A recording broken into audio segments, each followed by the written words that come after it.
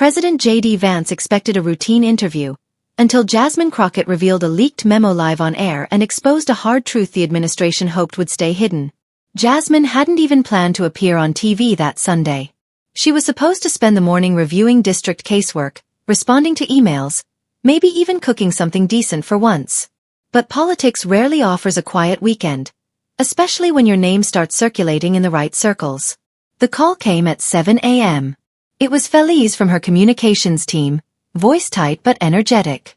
CBS wants you on the forum this morning. Live segment. They want your reaction to the administration's new education plan. Jasmine paused. This morning? They'll send a car.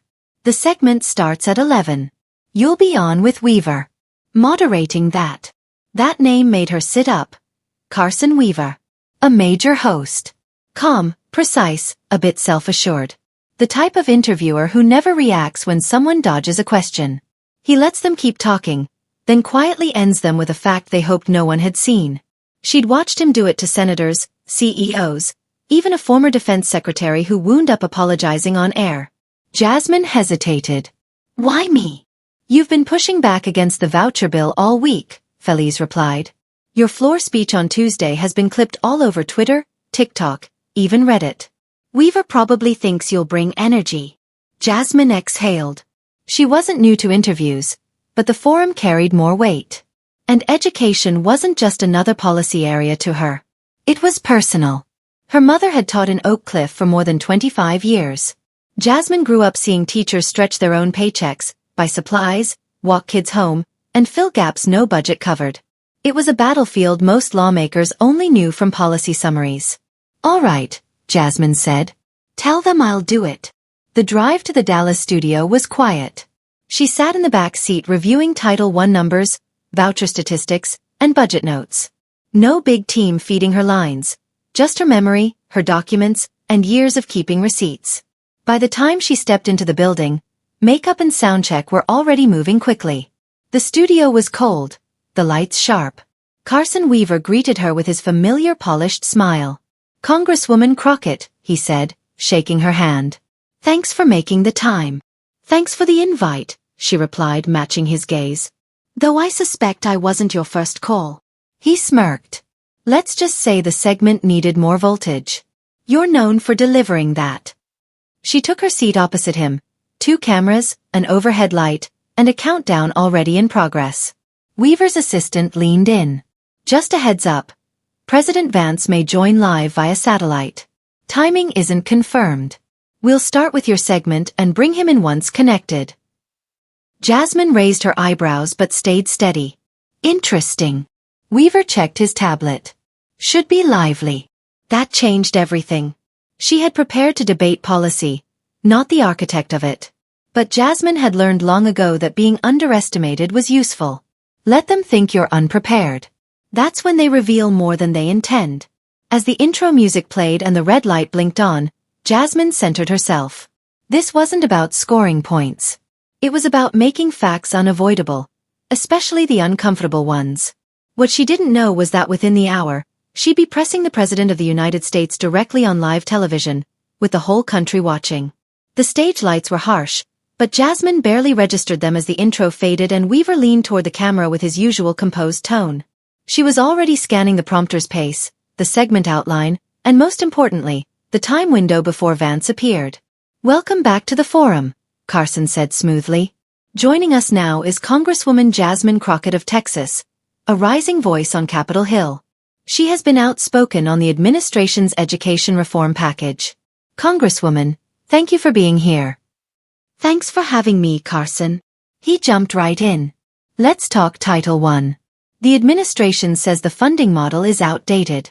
They want to move toward performance-based incentives. You've argued that's an excuse to remove support from schools in low-income districts.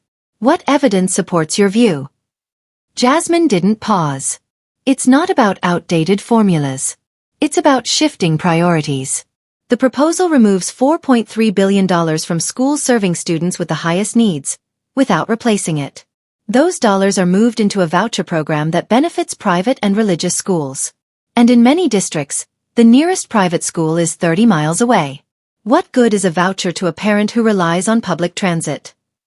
Weaver nodded, but she noticed him watching a monitor to his left. He was buying time until Vance's feed connected. So what's the end goal? He asked.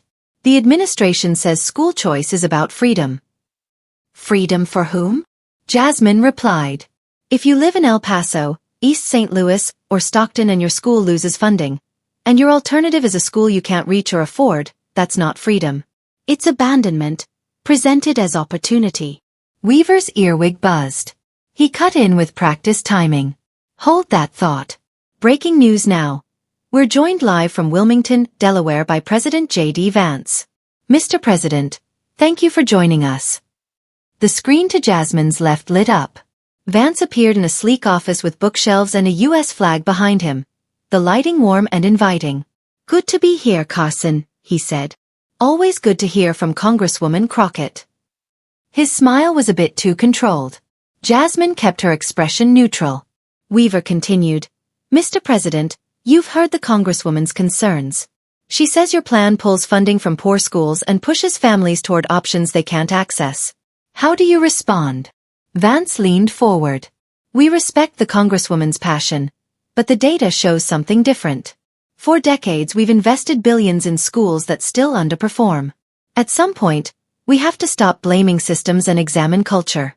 When families aren't involved, when discipline breaks down, when expectations fall, no amount of federal funding can fix that.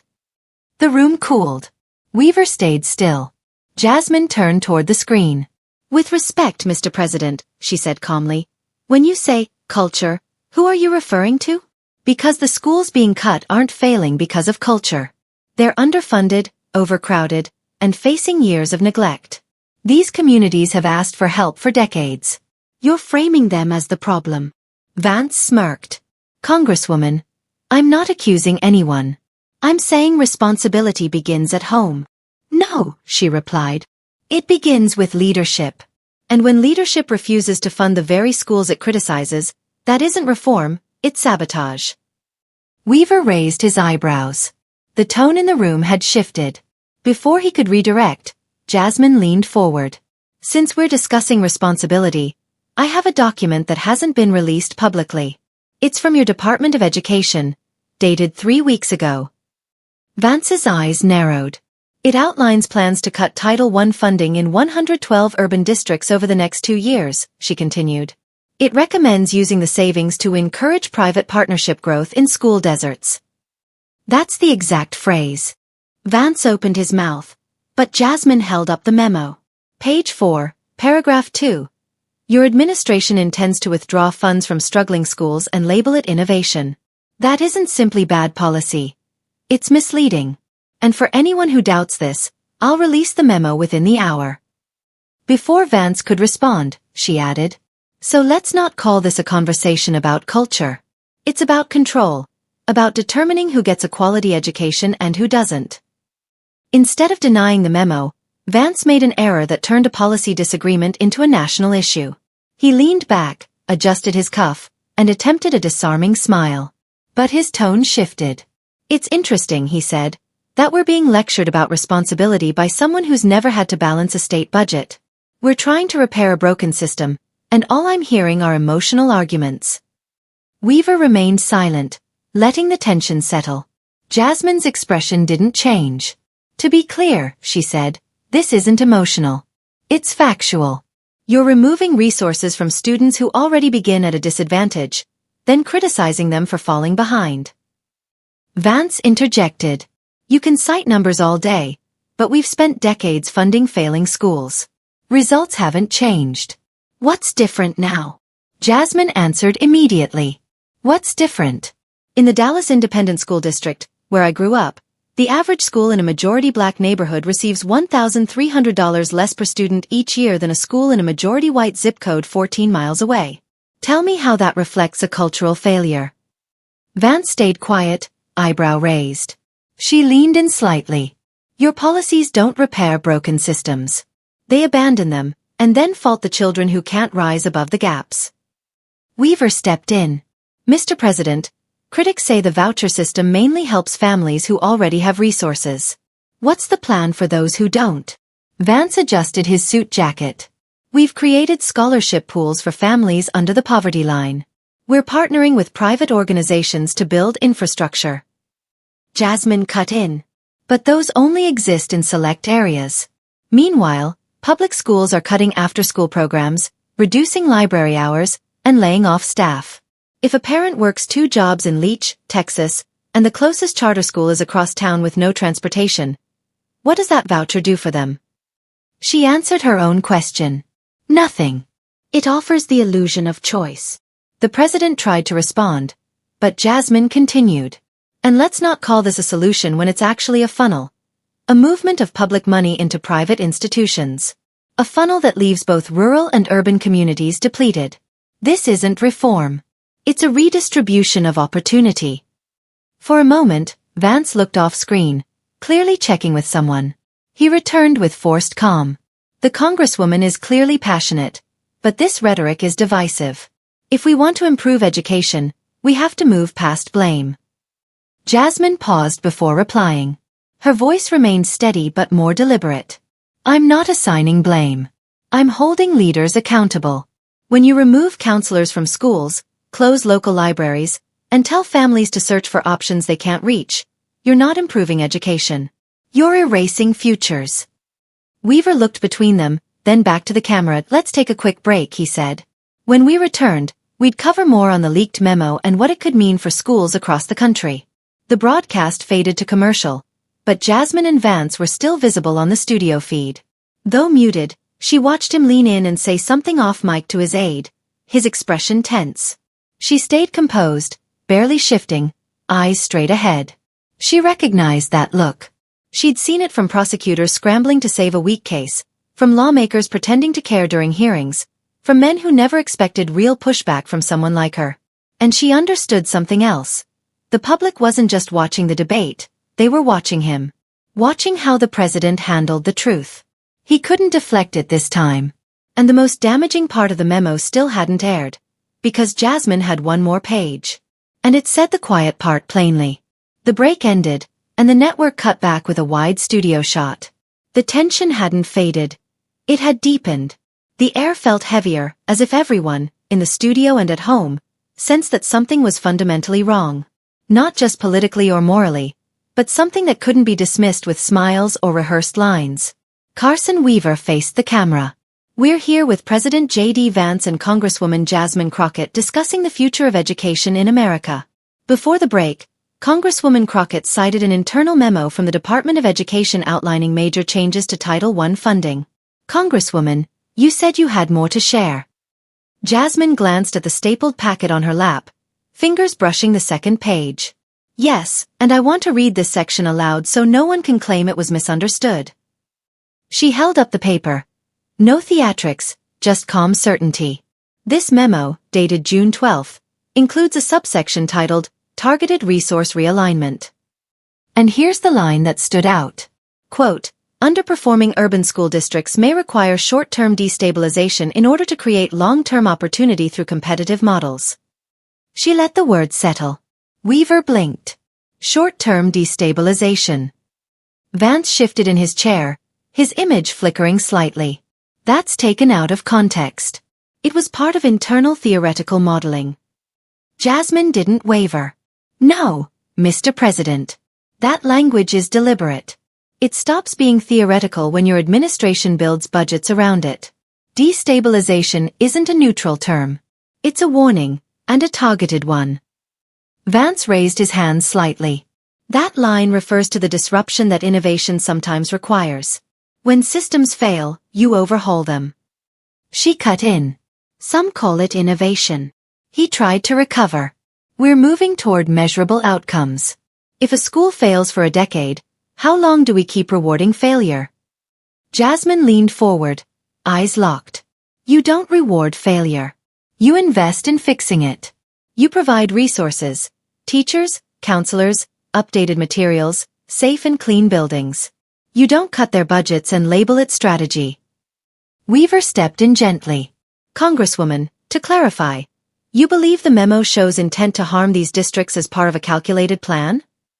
I believe the memo shows indifference at best, and at worst, Intentional sacrifice of certain communities for political benefit.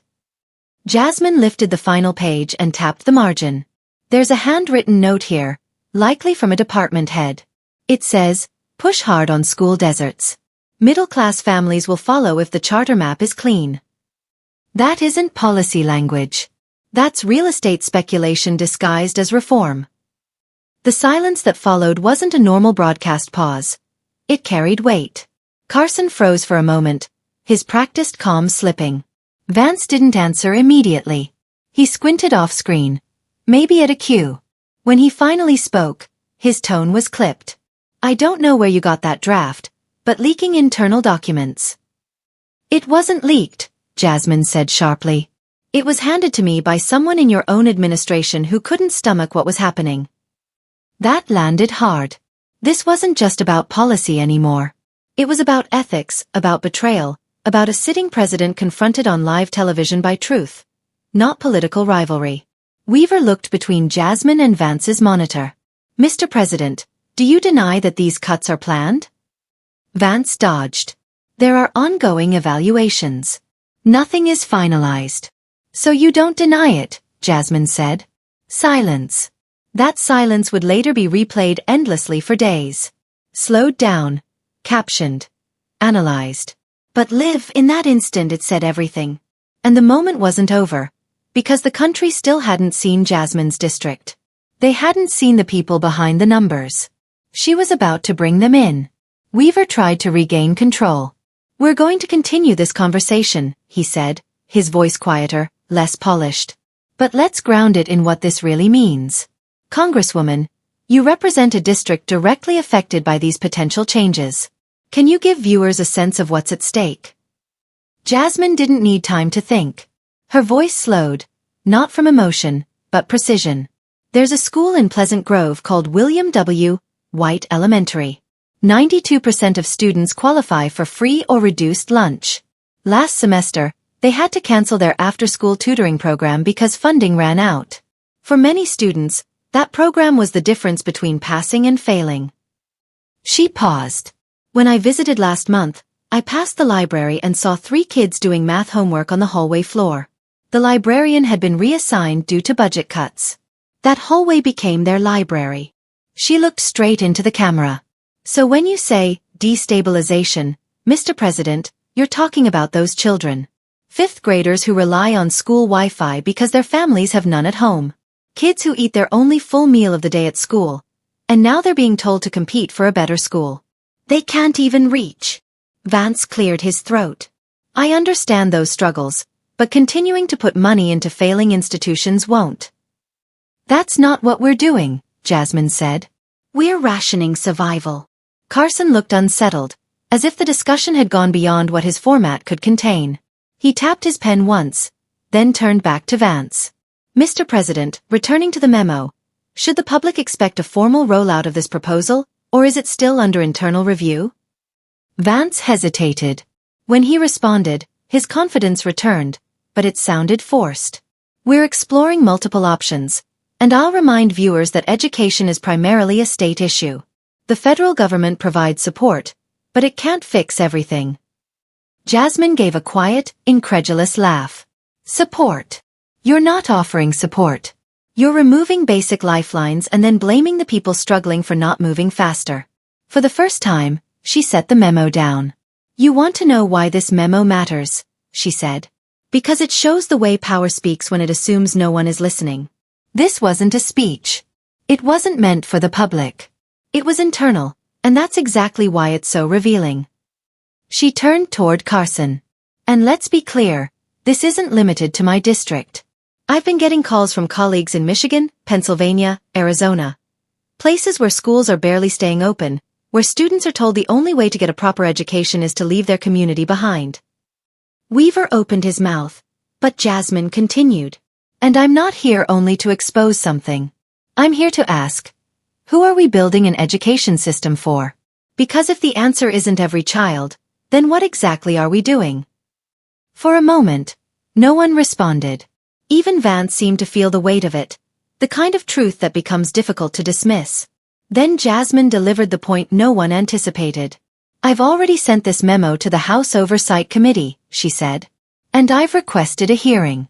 This isn't about party politics anymore. It's about whether the federal government is knowingly pulling back from the very children it's supposed to protect." Carson blinked. "So you're saying there could be an investigation?" "There should be," she replied. "And not only about the memo.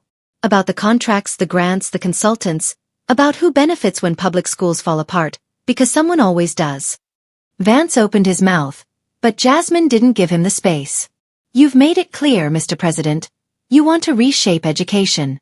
Fine. But don't do it quietly. Don't use language that treats real communities like obstacles. And don't expect silence when the impact shows up in the lives of children." The exchange was strong, but what followed took it further, because Jasmine wasn't finished, and the cameras were still live. Carson tried to redirect, but he was already behind the pace. His voice sounded small compared to the force Jasmine had already set in motion. "Mr. President," he asked, "do you dispute Congresswoman Crockett's claim that these decisions are being made without transparency?" Vance straightened up and tried to steady his voice. "What I dispute is the interpretation. These are complex policy issues, and pulling phrases from internal discussions. Cherry picking." Jasmine leaned in. "I quoted your memo. Word for word. Tell me if anything I said was inaccurate." "I'm saying context matters," he said quickly. "We can't let outrage guide education reform. That's been the problem for years." "Outrage didn't write this memo," Jasmine answered clearly. "Your administration did." Weaver tried to interrupt, but Jasmine continued. She noticed the shift. Vance wasn't shaken by tone, but by accuracy. "I'll tell you what outrage looks like, Mr. President. It's a grandmother in Amarillo raising 3 grandkids on Social Security and food stamps because her daughter died of an overdose. And now, since their school lost after-school programs, those kids walk home alone while she prays they stay safe until she gets off work." She paused, her voice steady but lower. "You call that culture. I call it a crisis. And reducing support is not a solution.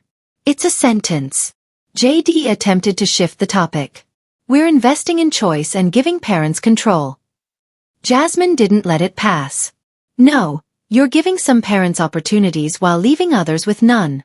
And don't talk about control unless you've had to explain to a 9-year-old why their school ran out of copy paper halfway through the year." Vance shook his head, now visibly irritated. This kind of emotional narrative may work on social media, but governing requires difficult decisions. "Exactly," she replied. "And difficult decisions require honest leadership. Not spin. Not softened language. Not blaming communities for problems they didn't create." There was a short silence. Someone coughed off camera. A producer muttered into a headset. Viewers at home didn't need a graphic to understand something significant was happening. They could see it in the posture, in the air, in the way Vance kept glancing off camera for support that wasn't arriving. Jasmine took a breath, softened her tone, and looked directly at him. Not as an opponent, but as someone who refused to let the moment slide. "I'm not here to score points," she said. "I'm here to represent my constituents. Real people, not numbers and charts. I'm here because I've walked through the schools your administration is preparing to cut off. I've looked those kids in the eyes." Vance said nothing. Carson faced the camera, trying to move on. "We'll be right back with final thoughts from both guests," he said as the screen began to fade. But before the cut, Jasmine added one more line. "And by the way, I already posted the memo online. Anyone can read it themselves, word for word. You decide." The screen went black. Backstage, producers moved quickly. Phones buzzed, notifications stacked. Clips were already appearing on TikTok and Reddit. On the East Coast, education advocates opened a Zoom call before the commercial break even ended. Inside the studio, Carson leaned toward Jasmine. "You knew that line would go viral." She gave a slight smile. "I wasn't trying to go viral. I was trying to be honest." When the cameras came back on, the atmosphere was different. The set was the same, the lighting unchanged, but something had shifted. This wasn't just another political exchange. It was a moment people would replay and discuss. Jasmine knew it. And so did J.D. Vance. He adjusted his tie again, as if trying to regain control. Carson leaned forward to close the segment. We've covered a lot today. Mr. President, Congresswoman, I'm giving each of you 30 seconds to speak directly to the American people. What's your message on education? Vance jumped in first. Look, this administration is committed to reform. We believe in parents. We believe in new approaches. And we believe the current system isn't serving students well. That's why we're opening new pathways, streamlining the federal role, and directing resources where they matter most. The status quo isn't good enough, and we're ready to challenge it. To families watching, we hear you, and we're working for your children's future. Weaver turned to Jasmine. She didn't look at Vance. She spoke straight into the camera. Calm, measured, but with unmistakable seriousness. You want to talk about the future? Let's talk about what it looks like for a 9-year-old sitting in a third-grade classroom without a working heater in December. Let's talk about what it means when the music program disappears, the reading specialist position is gone, and one nurse covers 800 students. She paused just long enough. That child doesn't care about policy theories. That child wants to learn. And the leaders in charge keep giving them less and calling it reform. Weaver looked ready to wrap up, but Jasmine continued. I'm not saying our system isn't broken. It is. But you don't fix a broken house by stripping out the foundation and walking away. You fix it by staying, by investing, by taking responsibility. Her voice stayed soft, but every word was clear. And if we keep treating certain zip codes as disposable, we're not only failing education, we're failing our democracy. The studio went quiet. No one tried to interrupt. Carson glanced down, nodded once, and gave his closing remarks, but they barely registered. The story had already taken on a life of its own. As the segment ended and the red camera light dimmed, Jasmine leaned back. She didn't celebrate or smile. She knew better. These moments didn't solve everything, but they revealed truths. And once something was visible, ignoring it became harder. Vance disappeared from the monitor without a word. One of the camera operators stepped down and approached. Ma'am, sorry to interrupt. My daughter's a teacher in Fresno. She's going to want to see this. Jasmine nodded tiredly but sincerely. Tell her thank you, she said quietly. Her phone was already buzzing. Her chief of staff, press secretary, local reporters, national figures.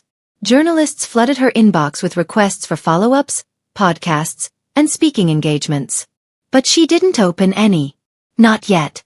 Instead, she walked down the corridor, leaned against the wall near the emergency exit, and exhaled. It wasn't about going viral. It wasn't about scoring points.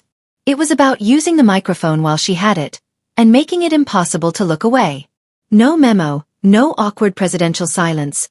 It was the human connection that hit people hardest. The way Jasmine spoke directly to the camera, to the little boy without a heater, to the grandmother in Amarillo. People didn't feel like they were watching a political debate. They felt someone telling the truth. And truth has a ripple effect. By sunrise, the consequences of that broadcast would reach places even Jasmine hadn't imagined. By the time she reached the studio sidewalk, the world was already reacting. The summer air was thick. Interns huddled off to the side, nervously checking phones and exchanging glances like something significant had just happened, but they weren't sure they could speak. A Dallas Chronicle reporter stopped her for a quick photo. Jasmine offered a tight smile and kept moving. She didn't need confirmation. She could feel it in the black car waiting at the curb. Her press secretary, Monique, was already on the phone. She's walking out now. Yeah, I saw it too. I'll call back in 5. Hanging up, she looked at Jasmine. You just put half of DC on red alert. Jasmine let out a dry chuckle. Was it that bad? No, Monique said. It was that clear. The car door closed. Monique handed over Jasmine's iPad. Twitter was in chaos. In a good way. Crockett clapback is trending. Fox clipped the memo section but is spinning it. MSNBC is talking oversight hearings. And someone posted a side-by-side with Thurgood Marshall. Jasmine groaned. Lord, yeah, it's happening. The car drove toward her district office for a planned community health round. But her mind wasn't on that anymore. She replayed the silence after her final remarks. How Vance looked ready to respond but couldn't. How Carson Weaver let the moment breathe because he understood something real had just occurred. Across the country, phones buzzed. In St. Paul, Minnesota, a high school principal pulled out his earbuds. "Did you see Crockett this morning in Birmingham?" he whispered. Teachers at brunch passed around a phone showing the memo on Twitter. In Washington, D.C., a House education and labor staffer knocked on their supervisor's door. "You're going to want to read this." Back in Dallas, Jasmine's ride reached her office just as a crowd gathered outside. Not a protest, not a rally, just everyday people, some holding handwritten signs, "Fun schools. Not excuses." "We heard her. We see you, Jasmine." She stepped out quietly. A woman in her 60s approached, clutching a tote. "I just wanted to say thank you. My daughter's a teacher in Odessa. She needed to hear what you said today." Jasmine's expression softened. "Tell her she's not alone." Inside, her team scrambled to respond to media requests. Policy advisor Reggie motioned her into a side conference room. "CNN at 2. Joy Reid wants you tonight, but more urgent. House Minority Whip just texted. They might issue a formal statement. Some Republicans are asking questions." Jasmine dropped her bag. "Which ones?" "Danner from Michigan. Maybe Walsh from Nevada. They're concerned about the memo." She didn't smile, yet, but the pieces were moving. Meanwhile, in Wilmington, Delaware, J.D. Vance watched footage on mute, replaying Jasmine's final words 3 times, jaw clenched. A nervous aide suggested, "Sir, maybe we say it was taken out of context, or use the early draft angle." Vance didn't respond. He picked up a pen and scribbled on a folder. His presidency wasn't unraveling, but he had been challenged in an unexpected way, and people believed her because she had no spin, no slogans. She came with proof. Before Monday morning, tremors were already spreading through his coalition. Jasmine was about to discover just how far the truth could travel. Monday arrived fast. By 6 a.m., her phone had buzzed 17 times. Her inbox overflowed. 2 networks were stationed outside her district office. Her name was front page on 5 national outlets and trending across apps. The memo was everywhere. Reddit, Substack, even a detailed 10-minute YouTube breakdown from a policy nerd in Seattle. Activists printed flyers. Teachers read it aloud in staff meetings. A retired principal in Detroit shared it at a school board session. Inside the White House, the communications team scrambled. Statements drafted. Talking points rewritten. Staffers urged clarification without correction. Some were furious Crockett accessed the document. Others wanted to know the leak's source. That uncertainty made it worse. In Phoenix, Congresswoman Ellie Morano called for a bipartisan review of federal education policy during a surprise press conference. In Pittsburgh, a school superintendent posted an open letter to parents citing budget cuts and referencing Jasmine by name. She told the truth in front of microphones. Not everyone has that courage. By noon, House leadership considered a special oversight hearing. Journalists camped outside committee offices. School boards requested briefings. In Dallas, Jasmine walked into a neighborhood middle school. No cameras, no press, just kids and teachers. Principal Drew Ford greeted her. "You really shook things up. Kids are asking why your name's on their phones this morning." She smiled. "I told them to look at the budget last week. Maybe now others will in the teacher's lounge." A printed screenshot of her exchange with Vance was taped to the bulletin board. Later, Jasmine held a private Zoom call with 6 members of Congress, including 2 Republicans. Representative Dan Riley of Pennsylvania said, "I don't agree with all your politics, Crockett, but you brought the facts. Superintendents are calling me now." A Wisconsin representative added, "It's not just the memo, it's how you made it personal. Everyone else talks numbers. You brought people." We talked 45 minutes by the end. Tentatively, they agreed to request a hearing. That evening, J.D. Vance appeared on a conservative talk show. "This is a distraction. We're focused on reform, not politics." The host pressed, "Did you read the memo before it went out?" Vance hesitated. "I was briefed on the general framework." Clips of his response were stitched alongside Jasmine's takedown. Truth versus spin, side by side. Within 48 hours, Jasmine had gone from district representative to national figure. Not by strategy, but by speaking the truth and refusing to shrink. Speaking truth on that scale doesn't end with applause. It invites pushback. Jasmine knew the hardest part hadn't begun. By Thursday, she was quoted by lawmakers on the floor, invited to speak at education conferences, and even senators quietly voiced concerns about the memo. Momentum had replaced a moment, but Jasmine stayed grounded. Headlines proclaimed, "Crockett exposes Vance policy disaster." Yet she was back in Dallas at a community forum, meeting families in a library with peeling paint and broken AC units. A mother asked, "Do you really think they'll fix it?" Jasmine didn't promise anything. Now they can't pretend they didn't see it. That's the point. She wasn't chasing wins. She was demanding accountability. Calls for transparency grew. Bipartisan review of federal education grants began. Contracts and lobbyists came under scrutiny. The Oversight Committee announced a preliminary review of the Department of Education's budget planning. The cracks in the system were exposed, and people noticed. None of this happened because of theatrics. It happened because someone showed up prepared. Jasmine later sat with her godmother, Celia, in a small South Dallas cafe. Celia, a retired English teacher, stirred her tea. Jasmine smiled softly. "I didn't plan it. I was tired of pretending these policies are just academic. They affect real lives." Celia nodded. "That's why it worked. You didn't just talk. You testified." Jasmine finally answered one of the hundreds of emails she'd ignored. A high school student from Oakland. "Congresswoman Crockett, I watched you with my mom. I never saw her cry over politics before. Thank you. I want to be a teacher one day." Jasmine replied simply, "We need you to keep going." This moment belonged not just to her, but to every educator, student, and parent who had been overlooked. J.D. Vance remained president, but one memo and the truth had shifted the conversation.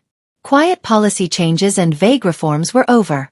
Jasmine had broken the silence, and the country was listening differently. She didn't win a war or bring down an administration. But she reminded people, showing up matters. Knowing your facts matters. Speaking truth aloud, especially when inconvenient, matters. For anyone who's ever felt invisible, it's a signal. You're not anymore.